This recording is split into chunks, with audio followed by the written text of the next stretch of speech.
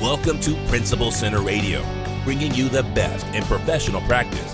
Here's your host, Director of the Principal Center and Champion of High-Performance Instructional Leadership, Justin Bader.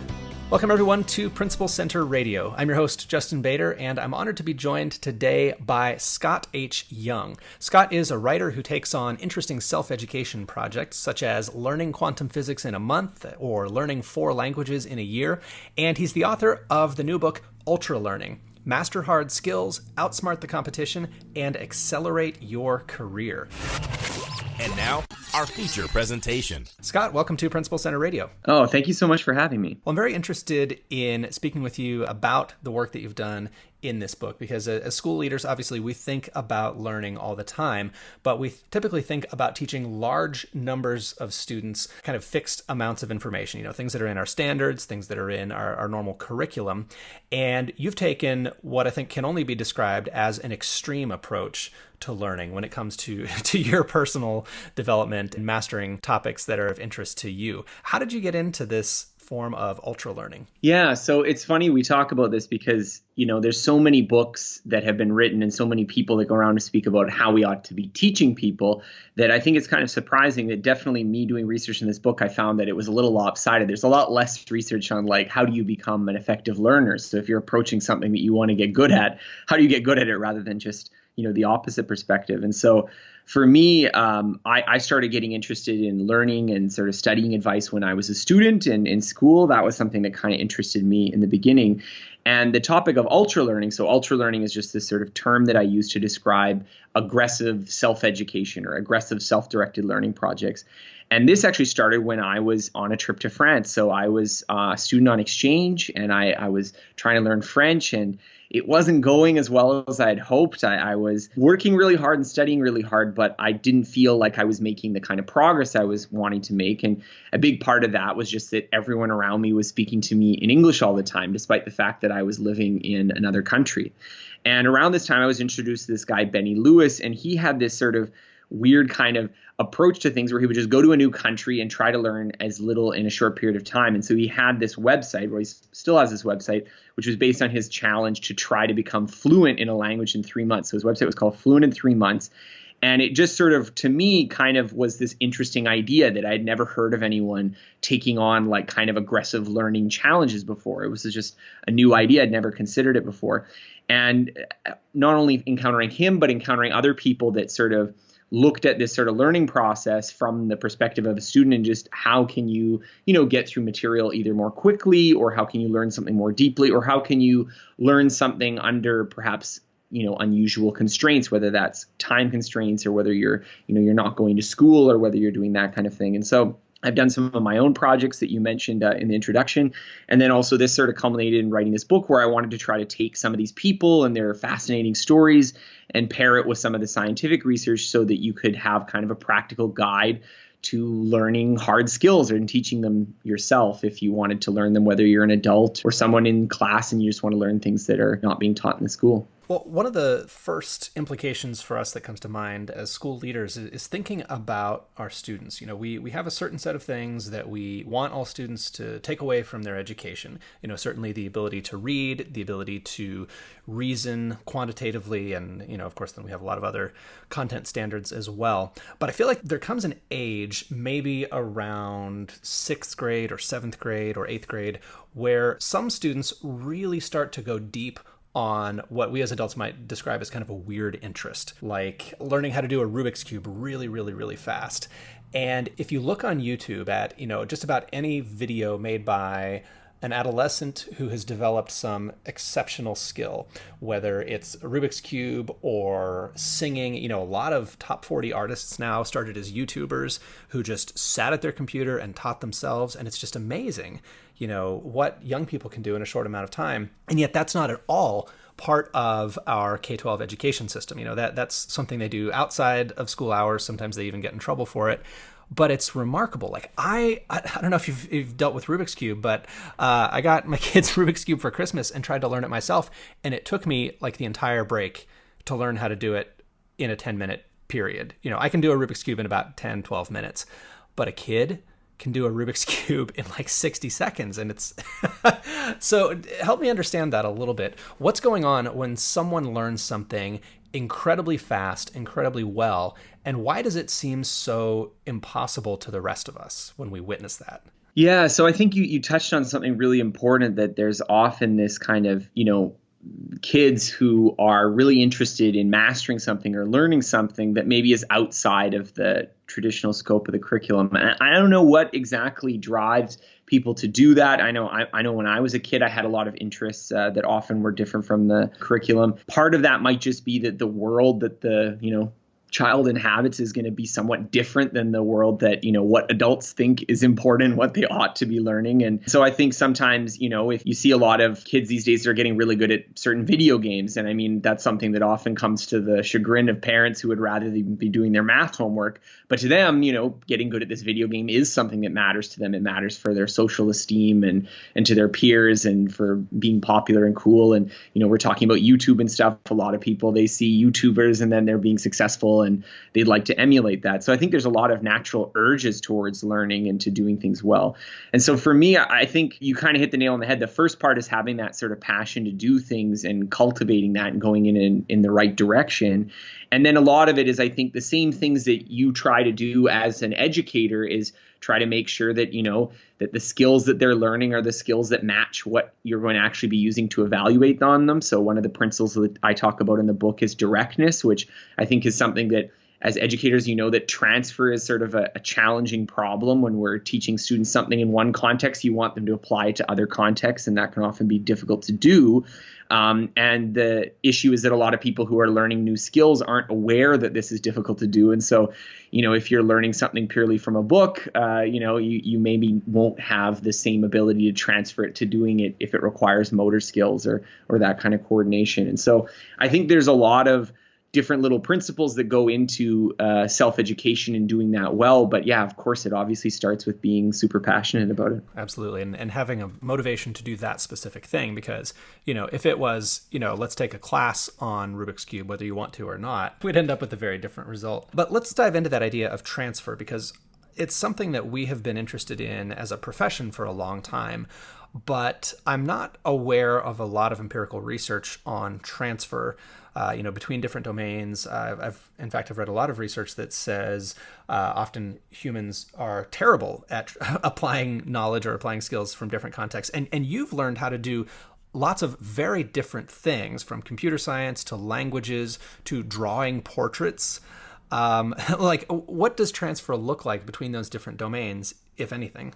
Well, so I think you brought up a really good point, and that was one of the things that I dedicated a chapter to in the book, is just that I think as human beings, we often have these assumptions that we're going to get this broad transfer, that you're going to teach someone, this abstract rule, and then they're just going to go out in the world and apply it in all these sorts of ways and be much better. And yet that doesn't seem to happen. And I don't need to reiterate the research on that for you here, because you're obviously well versed in it. So my understanding of the research on transfer is that transfer does tend to be easier when you have reached a higher level of sophistication. And this kind of makes sense, because if people who were not experts did not think it was obvious that you'd be able to transfer knowledge from situation A to situation B, there wouldn't be a problem of transfer in the first place. It just seems to be that novices, or people who just encounter the information in the first place, they can't do that. And that's the paradox, is that, the scientists who's administering this, they clearly see that, situation A and situation B are related, so you should apply the knowledge. It's just the people who are just starting learning it don't. And so I think for myself, I think my own journey in this process has been really like trying to invest in the learning process itself of how do you learn skills. And a lot of that isn't just, understanding the research and the science, but also the, the practical skills of how do you organize a project? How do you make sure you have time to do it? How do you make sure that, you cultivate the actual skill you want? And so for me, getting kind of obsessed about that learning process itself is a kind of transfer activity that just sort of built over time. So, starting with studying in university, and then kind of doing classroom type learning, and then moving off to doing languages and then more practical skills. And so I don't think that that's something that I necessarily would have understood, in the beginning. Rather, there's like no simple policy for the transfer, just that, as you get more experience with it, you start to notice patterns. And so writing this book was me trying to summarize some of those patterns to, give people a nudge in that direction. Yeah, well, let's get into some of the 9 principles. So you identify 9 principles for mastering hard skills. What are some of those? We can talk about a few or all of them, and how did they manifest themselves in your different challenges that you undertook? Yeah, so some of these principles are things that I think are going to be familiar to someone who is up to date with the educational register. So as I said, I just talked about directness, which is kind of the inverse of this problem of transfer, that basically if you want to learn something, if you think about how you're going to use it in a concrete situation and make sure you get some practice in that situation, you are at least going to be able to do that thing. That's the way I feel. Whereas a lot of people, for instance, if they're learning a language, they do some practice activity that doesn't really resemble speaking the language. And then, they're on Duolingo for 6 months and then they're like, oh, actually, I can't really speak Spanish that well, or my Italian isn't very good. And they don't realize that the issue had to do with the fact that there's a lot of skills and a lot of things that they should have been practicing that they weren't practicing. So whereas they thought, I've learned the first 400 words, so I should be pretty good, but they're missing maybe all of this kind of connective tissue as it is of like all the little skills that are involved in doing things. So directness is, very much a principle that applies to education as well. Whereas some of the principles I feel apply more specifically to self-directed learning because you have to kind of bootstrap your own knowledge here, that you have to learn something where you also are not a subject expert. So you don't necessarily know the best way to learn it. So one of the examples of that principle is meta learning, which I opened the book with. And meta learning is really this idea that before you start a learning project, you ought to spend some time on Google looking at how other people learn it and what are the strategies they use and what are the books and resources and courses they use. And it's funny because I think a lot of people don't do this. They just sort of go with whatever is first recommended to them. And they just, I'm just going to go with this and try this out. And if it doesn't work, then they just write themselves off and consider it a failure. Whereas, again, if you're going to learn a language, for instance, if you spent a little bit of time, you'd see that people who learn lots of languages have tons of strong opinions about, popular tools for learning languages and their strengths and weaknesses. So these are a few of the principles I have. There's, 7 more that I discuss in the book, but I think that if you can understand these sort of basic building blocks or basic ingredients, then you can apply it to your own learning, even if you don't have a PhD in educational science, right? I wanted to ask your opinion on the question of content knowledge as well, because I think in our profession, especially in the standardized testing era, I think there has been an attempt to teach skills, whether it's skills about understanding a complex text or skills in solving a mathematical problem. And I've seen some pushback against that idea of teaching kind of pure skills apart from the idea of like critical thinking and stuff. Yeah, like critical thinking as a discrete skill versus the ability to reason about specific things. And I actually have a book on my desk right now that we'll probably talk about on another podcast, addressing that issue directly. So there's a lot of conversation about the value of knowledge. And you're a person who has consumed enormous quantities of knowledge, sometimes in very short periods of time. In 2012, you took the entire 4-year MIT computer science curriculum. Is that right? Yeah, so I did a project I called the MIT Challenge, where basically MIT uploads a lot of their materials online for free on MIT OpenCourseWare. So I had the idea of what if you tried to do something close to an MIT degree and try to pass their final exams for that project. So that was, started in 2011. Can you actually learn that much stuff in 12 months? Can you learn, a 4-year degree's worth of computer science in 1 year? How did that work out? Yeah. So, this is sort of the thing. I think when you list it out like that, it sounds crazy or people will say, oh, no, there's no way you could do that. But I don't think that there's anything really magical about it. There's some things that you are going to find that you learn a little bit easier and a little bit harder. So I don't want to make the suggestion that every single person could necessarily replicate that approach. But there's also a lot of things that I did. Like I worked incredibly hard over that year.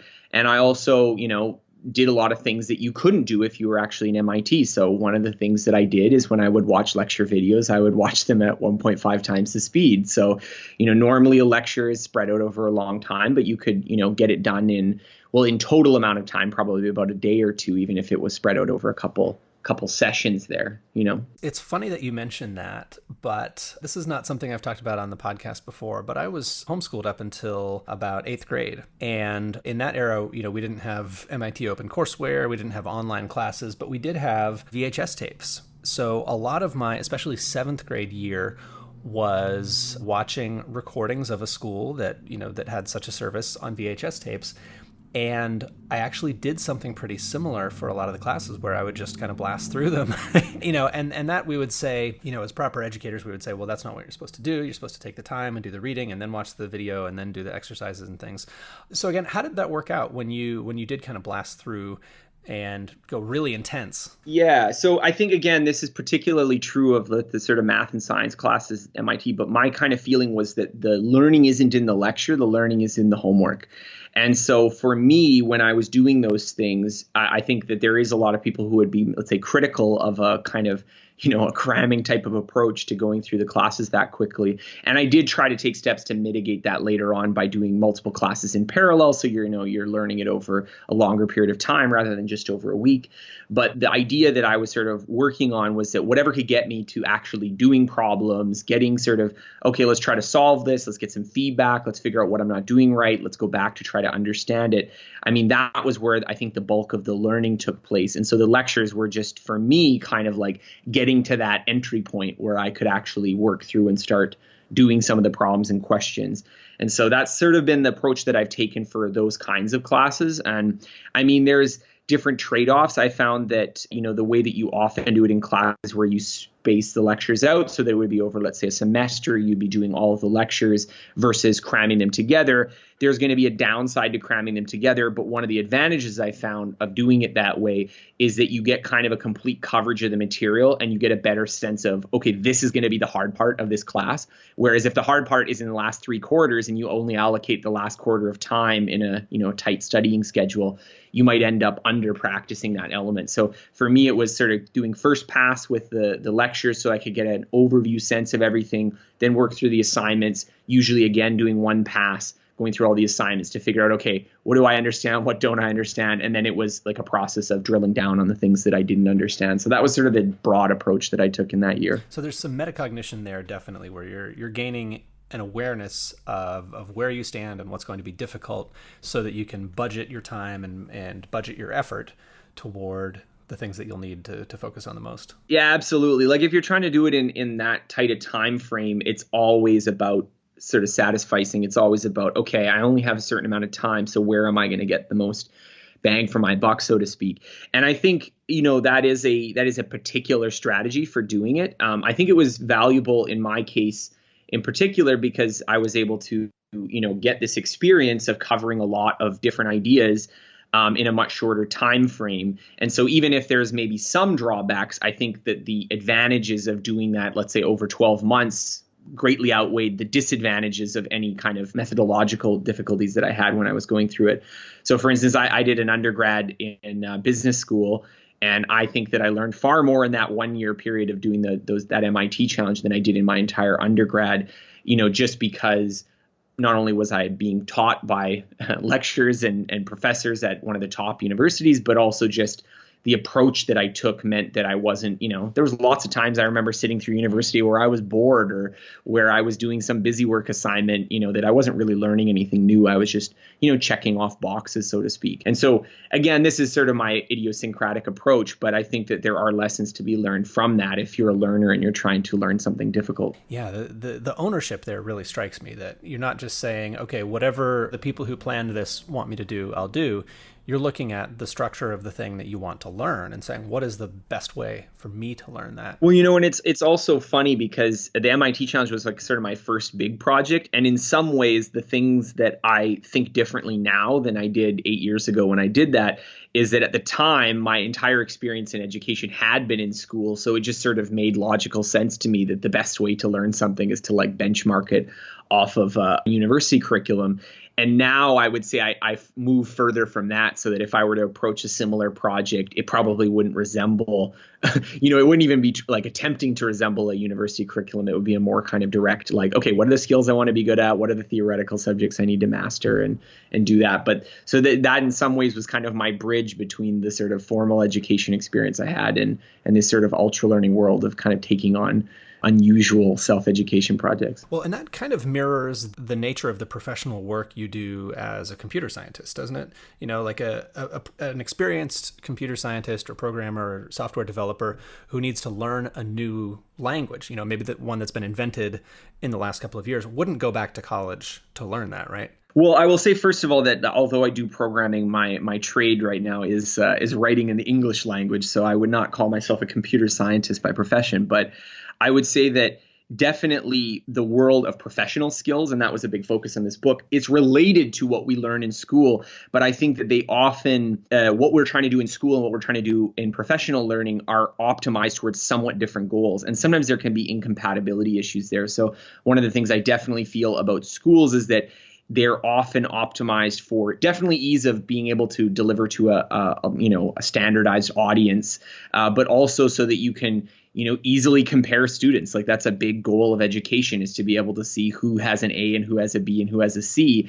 And although that's sometimes a useful goal, sometimes it results in sort of optimizing the educational experience so that what you end up with is extremely standardized and easy to compare. Whereas more idiosyncratic projects where you're doing something that, well, it's kind of really hard to evaluate that against the other students, are a little bit harder to implement in the education system, but may be the very thing you need to do if you want to acquire professional skills.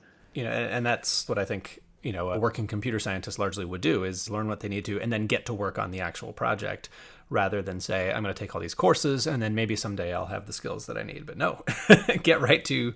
Yeah, and sequencing is so important too. Like if you're a programmer, I mean, learning everything about computer science theory, that's probably something you can get to a little later. It's probably better that you can actually like do something useful, make an app or a website or something. So the order in which you learn things is also sometimes different in formal education compared to, as a professional practicing. Absolutely. And back to the adolescents on YouTube who are teaching themselves these amazing skills, like you kind of discover as you go what you need to learn. I'm just fascinated by some of the young people. Like I remember when the Disney movie Moana came out, and there's a song that's in the movie and then they play it again at the end and it's sung by a different singer. And I said, who is this? And it's Alessia Cara, and she taught herself on YouTube, and figured out what she needed to get better at, what she needed to learn in order to move to that next level. And boom, she's on a Disney soundtrack at the age of, 16, 17. And it's pretty incredible. And, and a lot of us think, well, hey, I've done everything that my university said to. I've, kind of followed the program. But I really appreciate the focus on what you need to accomplish your goal. And I wonder what advice you have for young people, especially at the high school level, who maybe are thinking about their career, thinking about their next steps. Maybe college is or is not a part of that. What advice do you have for young people based on the book? Well, I think the thing that I would give as advice is to find something that you're passionate about learning. And I think that's one of the things that rarely gets asked when we are talking to young people. We're always telling them what they ought to be learning, like what someone else says that they think is important, and not really asking them what would they like to make, what would they like to be good at, what are they curious about. And I think that's a little unfortunate because very often, although we're talking about, I do think that there's issues of just generally transferring a lot of skills. If you can get someone in the idea that they always have kind of a learning project and it's something that they choose and that they're taking on and learning, eventually that's going to be the kind of thing that's going to snowball to great results. I can remember this situation when I was in high school and I shared 2 classes with this guy, and this guy was he was taking a computer programming class and a math class. And I remember in the computer programming class, because we had access to computers, he spent the whole time playing games. So he just failed all his assignments, wasn't doing very well. But in the math class, he had one of those T4 calculators, and he was programming games on the T4 calculator in the math class. And I remember laughing at him saying, if you just did your computer programming in the computer science class, you would actually get a good grade. And I think that's sort of part of the problem, is that we often kind of discourage these sort of spontaneous attempts to learn and master things because they don't always fit exactly into the curriculum. And I think we want to empower people not just to learn what someone else thinks that they should learn, but also what they themselves are interested in, to build that confidence that they can figure anything out if they're serious about it. Absolutely. And it always kind of makes me a little bit sad when I hear people say, well, I don't know how to do that. And I think, well, all the people who do know how to do that once didn't know how to do that. They they just got to work on it. And I think we just live in a remarkable time when we can learn anything that we need to almost always for free, through YouTube or, MIT OpenCourseWare or, whatever the source might be. I mean, information wants to be free. Information has largely become free. And I think so much of what you outline in Ultralearning is the process that we have to go through. Like we are the variable, we are the deciding factor in whether we make it happen or not. So such an inspiration. Yeah, well, my hope with writing the book was to give people some insight. And again, obviously, a lot of the people listening here are probably very familiar with a lot of the educational literature, but also to just give people some concrete examples as well as some principles that they could apply so they could see, okay, where am I getting off track with this project that I'm doing? And I think a lot of these lessons do need to be learned firsthand through experience, but I'm hoping that, a book like this, just the same way that my friend Benny Lewis, who did the Fluent in 3 Months project, was kind of the encouragement for me to, start doing my own trial and error and experiments to figure things out. And so I definitely agree that we need to be a society that not only goes through school and formal education, but knows how to teach ourselves things and knows how to figure things out and has these skills cultivated. So the book is Ultralearning, Master Hard Skills, Outsmart the Competition, and Accelerate Your Career. Scott, if people want to learn more about your work or get in touch with you online, where's the best place for them to find you? So they can go to my website, which is scotthyoung.com. That's SCOTTHYOUNG.com. And of course, there's links to the book there, and you can find the book in Amazon, Barnes & Nobles, wherever you get your books from. Scott Young, thanks so much for joining me on Principal Center Radio. Oh, thank you so much for having me. Thanks for listening to Principal Center Radio. For more great episodes, subscribe on our website at principalcenter.com/radio.